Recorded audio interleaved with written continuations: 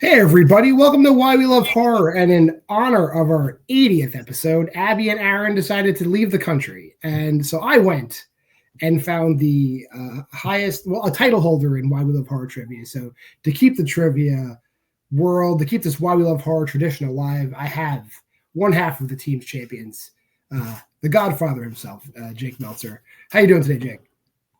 I'm doing great.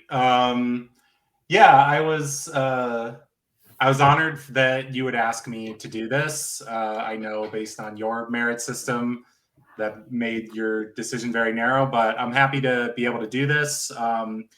It's fun to be able to talk about a movie that I had never even heard of until you told me that we were doing it for this. So that was kind of fun, and I'm excited to talk about it and be here with you. The movie he's referring to, there was a movie that was pretty popular, I guess, around 10 years ago called Brightburn. And David Yarovesky, showed that he could do it there. And he's dabbled in other movies, but he's come back with another one. Bill Skarsgård, Anthony Hopkins, in Locked. I just want to introduce you to a little taste of hell.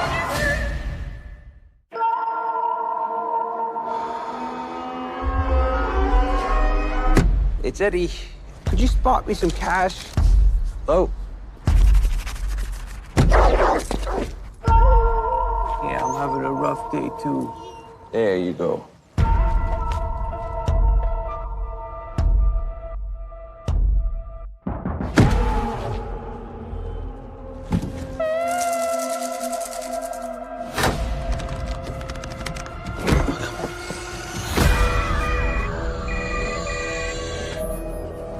My name is William. I'm the owner of this car. What do you want? Thou shalt not steal. That's not complicated, is it? Did you just tase me? I want you to experience the consequences of your actions. Let me out! Out! Out! Out! Out! Hey! Help me! Ah! Do I have your attention now?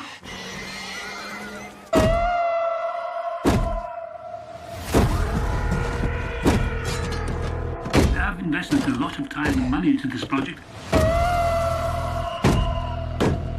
The walls are bulletproof. I've also jammed the cellular. So this was your plan? To let me die? Let you die? Oh, you've got to be kidding me. Wouldn't want to ruin all the fun, would I?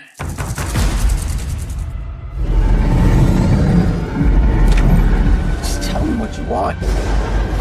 I just want to introduce you to a little taste of hell. Stop! Don't do this! Here, is this what you want? I want justice. I'm done. I said I'm done! What are you doing? No! Hello, Eddie. You're in my car. And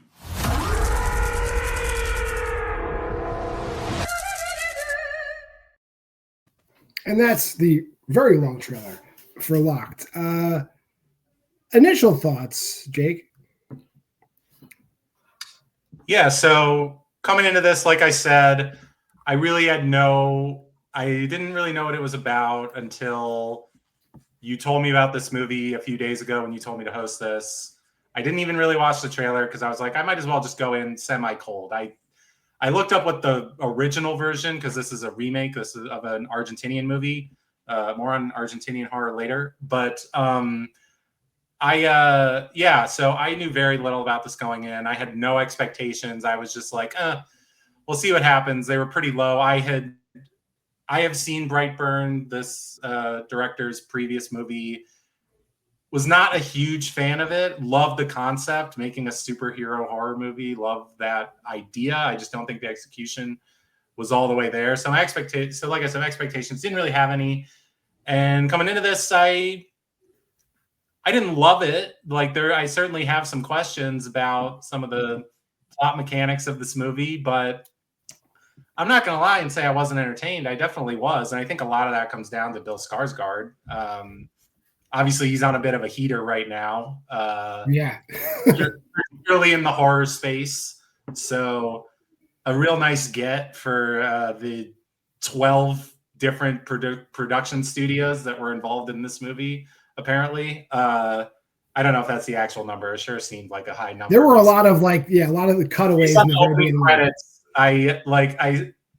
I hate to quote my Letterboxd review, but it was like, which number was higher, the number of production companies involved in this movie, or the number of days Anthony Hopkins worked on set? Including definitely the number of production companies, 100%, because he mailed some of those voice files in from home, 1,000%. Absolutely. Because I was even wondering, like, will he even actually physically appear in this movie, or is he just going to be a voice the whole time? And it's obviously, there's a movie I think a lot of people have seen called Phone Booth that came out about 20 years ago. Similar concept, except this is in a fancy car. I think it really just ultimately comes down to Bill Skarsgård's performance carrying the whole movie. This movie. Yeah, I mean, he's on screen pretty much by himself. He's in every scene, and he's just a very interesting screen presence. Whether he's in insane amounts of prosthetics, like in an It or a Nosferatu, or he's just got bleach blonde hair like he does here. This is more the Boy Kills World, The Crow, Bill Skarsgård that we get in this movie. I haven't seen either of those, but probably soon. But yes, and the movie does a surprisingly good job of making his character three-dimensional instead of just this. We feel bad for this guy because he's in this situation. Like, there's certainly some cliche elements, like, oh, he has a cute little daughter that he cares about very much, and he's kind of not been the best dad, and he's trying to be better, and that sort of thing. That's getting beat to death. Like the whole, like, yeah, he's kind of a deadbeat dad. Is he going to redeem himself arc? I've seen, and honestly, it gets me every time as not a deadbeat dad, but continue.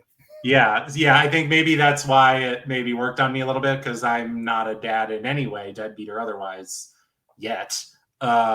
Maybe in a few years. But so I think it's a bit of a cliche, but I think it was done well. Skarsgård sells it really well. And however many days Anthony Hopkins contributed to this picture, it was clear that they gave him very little direction, and they were just like, go off, King.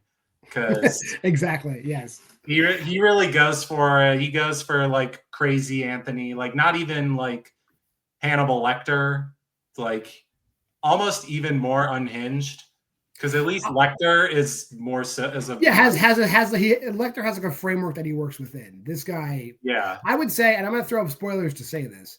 I felt like, in a way, this was like the plot from Saw, just very streamlined, because you have a guy, an older gentleman diagnosed with cancer, who's now taken it upon himself to like teach other people a lesson while he's actively dying. And the whole car is just a giant trap designed to torture someone. And in the end, he learns he becomes Amanda. He survives and learns to love his daughter through surviving this, whatever, like this polka playing, tasering, freezing heat, drinking his own piss car trap. Yeah, I would agree with that. I did not make that connection at all while I was watching it, but hearing you lay it out, that definitely makes sense. As somebody who's much more of a connoisseur of the Saw films than I am, I think I've only seen the first 3 ever. And even then, like, I think I've only seen Saw 3 once in theaters. But I just was I did have, if we're going full spoilers, I think my biggest plot mechanic issue with the movie is, and maybe it's like, you'd want to keep him off screen because he didn't want to be on set or whatever, but it's like, where is the camera that helps him see where to drive the car? That was what I was thinking about the whole time, because eventually the car moves. It's not just in the parking lot the whole time. They do go out of the parking lot And they have the Christine sequence where they kill the people in the alley. Yes, which I did like that. I liked that they went pretty hard with the gore. It was pretty gnarly. So that I like. That was a good sequence. But I just was like, that was maybe a suspension of disbelief I couldn't quite make. Which I would say if we're talking to suspension of disbelief, also like the final like accident is also like, I mean, that car must be built like a tank because that's a very hard accident to survive, I would imagine, even if you're secured in that vehicle. Right. Yeah. Like at least with Skarsgård's character have something worse than a broken nose. And the broken nose wasn't even from the accident. It was from it was from right before the accident. Yeah. So I just, and even Hopkins still being alive. I get it. It's a horror movie. You want him to have like a little last moment as the villain, quote unquote. Because I think, and I say that in quotes because I think depending on who you are from a socio-political perspective, you might think that he makes some good points in his reasoning for why he is doing this to Skarsgård's character. Like I said, if you side with John Kramer, you will side with whatever his name is in this movie. William, yes, the owner. I'm William, the owner of this car. Yes. They're not the same character, but the comparisons are too, numerous to discount, I would say. I don't know. He gives off the vibe of like, I hate taxes, so I'm going to vote Republican kind of guy. Definitely. Yes. So it was pretty hard to sympathize with him. It's pretty hard to sympathize with rich people in general. So you get a little bit of both. Like, yes, this movie makes kind of ham-fisted attempt at social commentary and talking about how unfair the criminal justice system is, how inept law enforcement is, which is why he felt like he could take matters into his own hands. And yes, on a broader level, those things may be true, but also the way that he views it, maybe not how I would view it. But and I think that is something that was a little bit distracting, frankly, that having some of this socio-political commentary. I mean, I guess that's a way to stretch this out to 90 minutes. Yeah. It didn't need to be 90 minutes either. It's like I said, I think I said to Aaron, I was like, it's such a limited concept, but they definitely explore the space. Like they literally and figuratively explore that space. Yes, he pretty much finds himself in every square inch of this vehicle that he possibly can. Even under the hood. Like he has his toe directly under his toes in the fuse box and everything. Yes. So they probably could have cut a good 15. This could have been 75, like clean, and be like not an ounce of fat on it, just like this lean, mean thrill ride instead of trying to add some of this extra stuff. Like you can keep the emotional through line of him with his daughter. That's fine. That didn't bother me.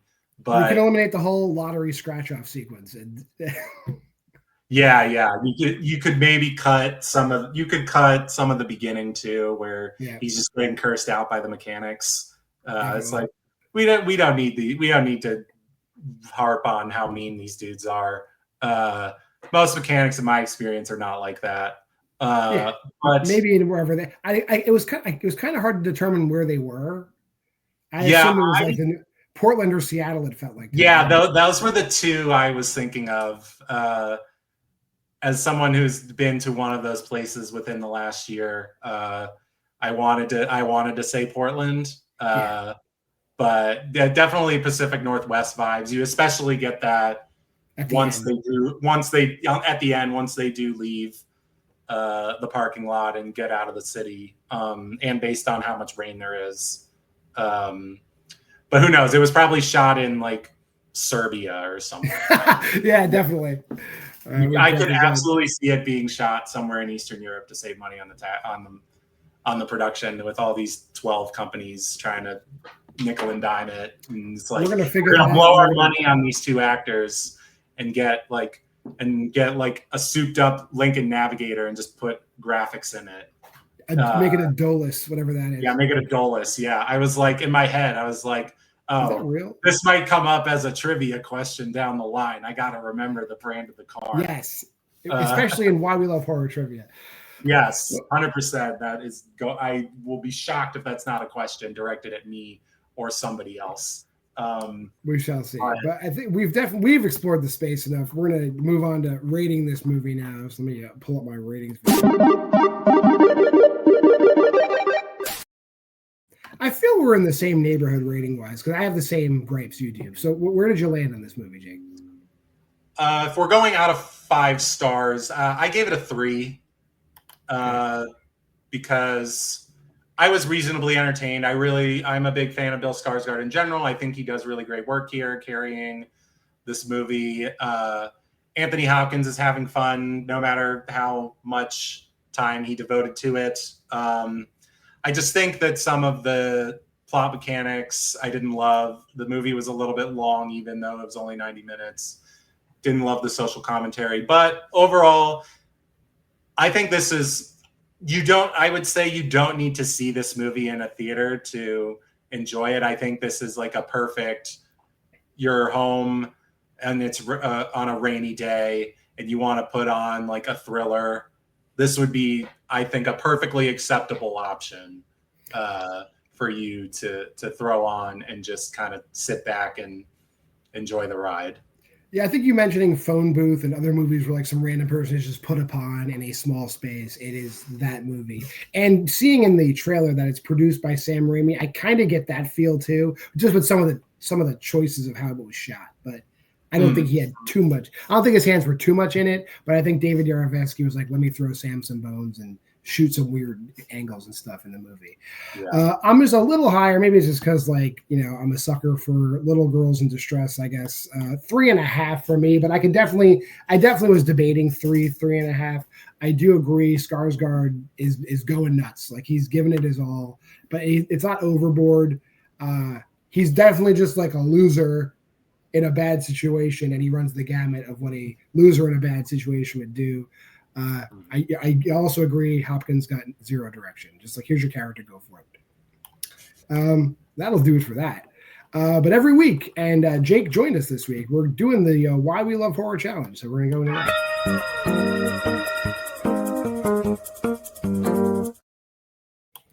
If you want to join us, you can go to that website at Letterboxd. This week, it was watch a world horror movie, which means, not Europe, not Asia, not the United States. But I limited it to like go to South America or Africa only. And since we ended on me, I'll start. I searched around. My wife's from Peru, and I saw Sarah the Bone Woman. So I was like, well, let me watch another Peruvian horror movie. And according to Letterboxd, the next most popular one is a movie called Videophilia y otro, Síndromes virales. Otros síndromes virales. Yeah, otros síndromes virales, or and other viral syndromes. It is weird. It's kind of like the movie you would make if you had the cutting edge video effects in your college video editing program in the year 2000. And all of them were thrown into this movie, but like in an artsy kind of art house psychedelic way, overlaying a story of like a bunch of people just hanging around a Lima-based porn store. I'm underselling it. It's pretty good. Check it out. Jake, where'd you go? When did this come out? It came out in not that long ago, 2015 maybe. 2015. Okay. I'm right, 2015. But it feels like 1999. Like there's even a scene when they're in like an internet cafe, which are huge in Peru, and they're playing like it's just barely above Wolfenstein, but like it's like and like it's like shitty internet connections. It's like wow, you really feel for them because in 2015 I was doing a lot better. What did you watch, Jake? So when you told me the prompt, the first movie that I thought of that fit under this criteria is a favorite around these parts. When Evil Lurks, which I have seen. So I was like, oh, that same director, I'll go back and watch his other movie that I actually got a synopsis question right about. The movie is called Terrified, or Aterrados. You rolled your R's and everything. Good job. I tried. Like 7 years of Spanish. See how much good it did me. Yeah, so it was from the same director of When Evil Lurks, which I had seen and I really liked. And I was like, okay, so let's see what he did, the movie he did before that. And pretty early on, you can tell that it's the same director, just the way that he shoots, the tone, and most importantly, as we were discussing before going on call, his seemingly unending bloodlust for small children. Because in both movies, very young children get brutally murdered. Spoiler alert. I won't say how in this case and what effect it has on the plot, but basically the plot is there's this malevolent supernatural being terrorizing residents of this Buenos Aires neighborhood, and a grizzled cop and a couple of grizzled paranormal investigators, they are grizzled, are on the case to figure out what's going on here and try to stop this thing. And there are, and I really liked it. There are a lot of very effective scares in the movie. Both movies, When Evil Lurks and Terrified, have really good openings that really set the tone. I think the opening of Aterrados is actually maybe better. The whole like shower thing is crazy. Yeah, the whole that was really surprising. My fiance was sitting on the couch while I was watching and was like half paying attention, and she looked up and saw what was happening and was like, "Oh my god!" So yeah, it was so that really set the tone, and just the very bleak worldview that Demian Rugna clearly has shines through in both movies, but specifically this movie, I think, because there really is no neat resolution and everybody gets put through the ringer. A lot of people don't make it. It's just, and everybody is just very sad by the end. I would say very sad by the end. But it's really well done. Like, it's well made. The scares are really effective. The monster is sufficiently creepy looking, I would say. I think if you liked When Evil Lurks, I would absolutely recommend this. Even if you didn't or haven't seen it, I would still recommend this. I think this is a cut above most horror these days in terms of being legitimately unsettling in points. And I applaud the director, Demian Rugna, for committing to such a dark tone while also injecting. There is humor in this movie. There is some humor in this movie, very dark humor, but there is humor. So there's just enough little tiny moments of levity in there for it to being prevent it from being completely oppressive. But give this man something to do in America, people. Give this man something to do, please. Yeah, I would 100% see something if he got American studio backing, whether he murders children or not. Maybe not Blumhouse, but anybody else, get Demian Rugna. Yeah, I have not experienced. I know you guys have like a vendetta against Blumhouse that I haven't seen enough of their movies. I haven't seen enough of their movies to really have a feeling one way or another. I do dislike the Halloween movies, the David Gordon Green ones. Tip of the iceberg. But they did also contribute to Get Out. So that's true, but that was the height. That's why you get so disappointed with Night Swim and Imaginary and all these other movies. It's just such a huge dichotomy. Yeah, but like pretty much every horror movie since Get Out is like, you can't really, it's like doesn't really measure up.